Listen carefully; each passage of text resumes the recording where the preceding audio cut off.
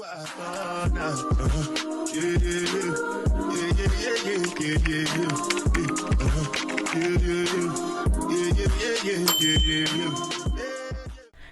everyone, welcome back to Shape Out Adventures. My name is Tani. Today we're going to be talking about things I wish I knew before I moved to the US, but like skills version, like tasks, like skill oriented. And the first thing we're going to be talking about is IV insertion. Thank you for this idea for my video from one of my Instagram followers, because I always ask you guys what you think I should do as a video, and she said things you think we should like know how to do before we leave. And I was like, oh, good, that makes sense. So IV insertion, a little backstory. I was able to do a little bit of like theory IV insertion before I moved to the US, and that was only because back home in the Bahamas we don't stick, like nurses don't put in IVs back home in the Bahamas. And because of that, like when you come to the US, it is like a really big shell shock, because you put in your IVs by yourself, and a lot of times, like especially in the ED, you draw blood by yourself, and you have to get that blood when you first put the IV in. You can't like flush. I mean, some facilities allow you to flush. My facility, once you flush, you can't draw labs anymore. So I was able to do like a theory-based.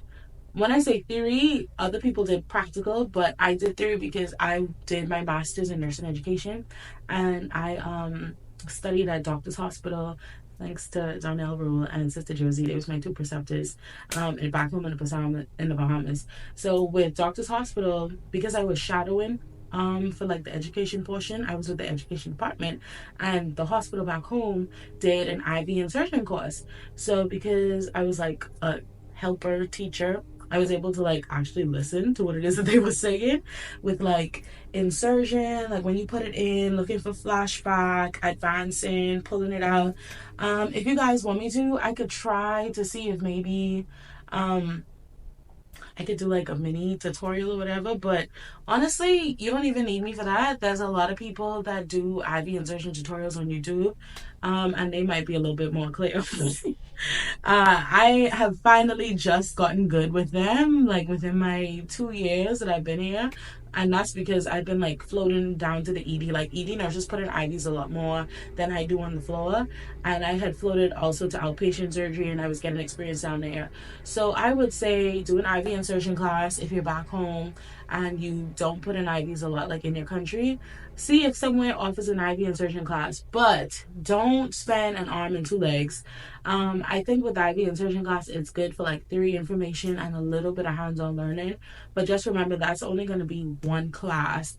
And IV insertion is like practical. You have to do it over and over and over again. Like even like if I haven't put in an IV in a while, sometimes it's like, oh, like what? Like you have to like know the feel. You have to like know your finger. Like you have to experience the insertion.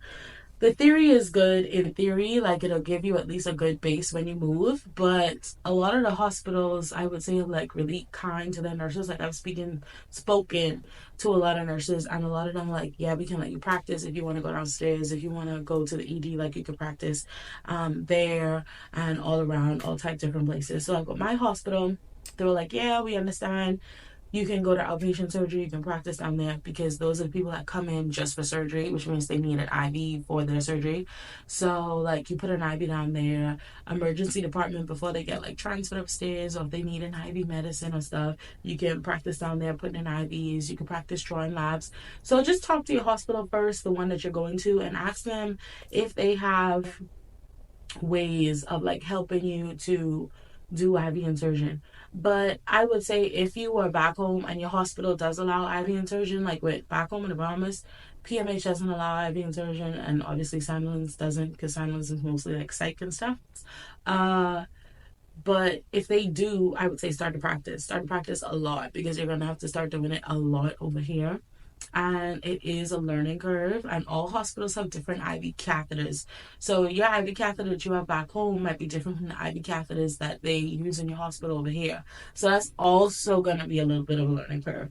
Like the nurses at my hospital say how before they love their IV catheters, and when they first got these new ones, they didn't like them as much. But I actually like them, because I remember like back home, like our doctors, like our junior doctors put in the IVs back home, and like the blood would come out when they put the IV in.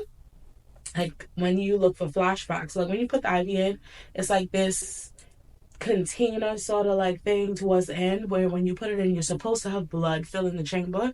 That's how you know that like the ivy's in there. So when you know the ivy's in there and you pull it out, the blood used to come out. I used to have to hurry up, like attach like the piece. That's what I noticed with the hospital back home, like when I used to be there.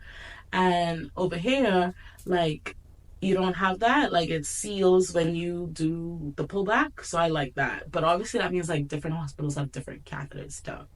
So just get on top of your IV insertion, see how that's going to work for you, and really just work towards getting good with IVs because you're going to need it a lot when you're here. And like I said, I don't know if other Caribbean countries put in their own IVs. I know Philippines does. I don't know what it is for everyone else, but I know for the Bahamas, we did it. So thank you for watching. Like, comment, share, subscribe. Follow me on Instagram at Shea Butter Adventures and follow me on TikTok at Shea Butter Adventures 25. I just came back from away like literally yesterday and I'm feeling the high of travel. So I'm like, let me do at least 2 videos today, edit those, and like try to have like 2 videos up this week and next week. Bye.